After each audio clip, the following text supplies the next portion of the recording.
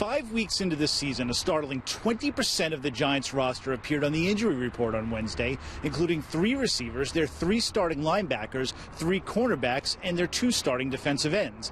And while the Giants are hopeful that many of them will play on Monday night in Philadelphia, especially Odell Beckham Jr., the truth is that the injuries are an alarming trend for a team that has led the league in injuries in the last 2 years.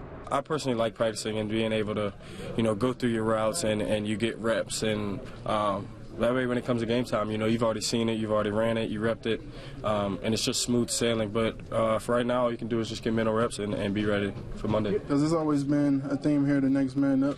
Expectations doesn't change, they stay the same. So the guys that come in, they actually, execute well and, been playing good. So not really worried about the injuries. And the guys that are hurt, I'm sure we're going to get them back pretty soon. It's a physical game. Sometimes it could be a fluke injury.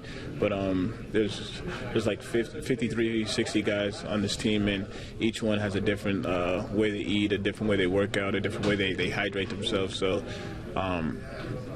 there's probably so many factors. Some of these soft tissue injuries are very, very troublesome.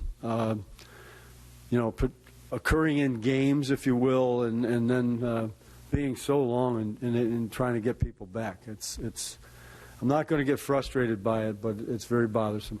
Coughlin, who once famously called injuries a cancer and said they were, quote, as much a mental thing as anything else, has conducted exhaustive studies of the Giants' injury problem, and that's led to many changes in his training regimen, including giving his players more days off and using technology like GPS to track a player's health.